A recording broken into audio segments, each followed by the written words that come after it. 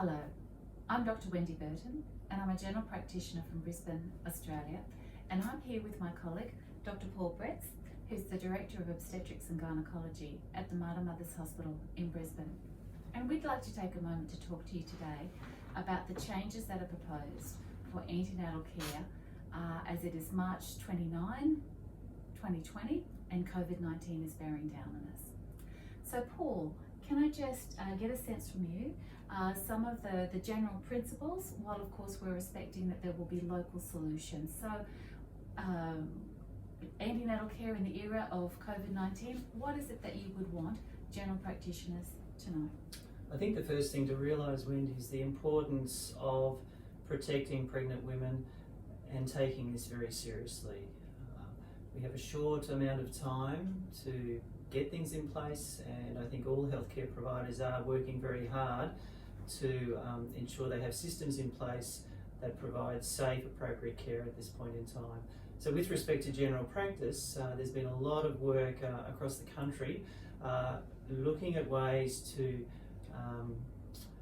get women out of hospitals but still receiving appropriate evidence-based best care possible within the circumstances. Mm-hmm. So in terms of my hospital, the Mater Mothers Hospital in Brisbane, we've been very quickly developing models that will see women redirected into community-based antenatal care, which would be general practice shared care and community midwifery models. And we're looking to really affect that over the next week or two, such that we have, for high-risk women, a telehealth-based hospital service with face-to-face appointments only as needed, and a community telehealth-based service across those other platforms that we've mentioned. Okay. So Paul, what's the evidence base? Why do we need to do this?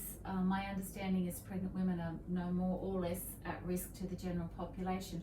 What are the concerns? What have you heard from your international obstetric colleagues? Sure, that's correct, Wendy. The risks to pregnant women are thought to be no more than to any other woman, but we're talking about a disease that will affect 60% of Australians with time, and for 80% of Australians the disease is a mild one, but for 20% it's more serious. A few percent of all patients will end up in the intensive care unit, and that therefore includes pregnant women. Conversations have been occurring on an almost daily basis, usually with overseas colleagues, have been focusing on the particular challenges that they've faced, keeping their pregnant population safe.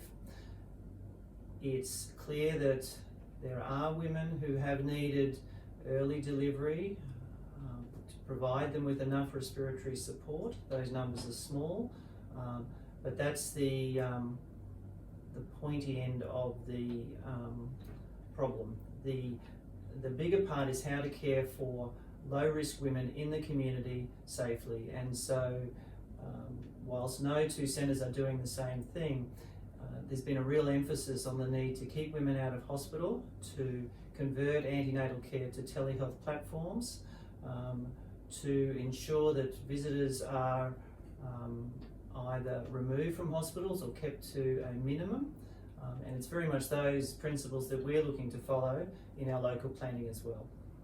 So certainly from a general practice perspective, the basics simply continue. We will still be doing our routine antenatal bloods and our routine antenatal scans. Please check with your local service though, because there's some moves to alter the screening for gestational diabetes, so you'll want to be across what your local centre is doing. If you have concerns about how pregnancy is going, or if there's anomalies that are identified on the routine scans, of course, please continue to do your tertiary referrals, speak to your maternal fetal medicine colleagues. If you don't know what the lines of communication are to your local maternity hospital, please identify that now. Who would you call? How can you contact the appropriate midwife, the appropriate obstetrician, obstetric registrar? You don't want to be scrambling for that when you're trying to do a million other things. Bed that down now so you know what the process is. So I guess if there's one message that Paul and I would really like to get through to the audience who's watching, it is that now. You need to take action now. You need to be planning now for how you're going to reimagine maternity care. We can use the Medicare item numbers to have telehealth conversations with women, and do that perhaps before you do your face-to-face, and then a very focused face-to-face examination, keeping that interface less than 15 minutes every time for her protection and of course for your own protection. Ladies and gentlemen, this is really important that we do this. I know that we can help. Paul, thank you for your time today. Australia, we need to be on our game. Thank you.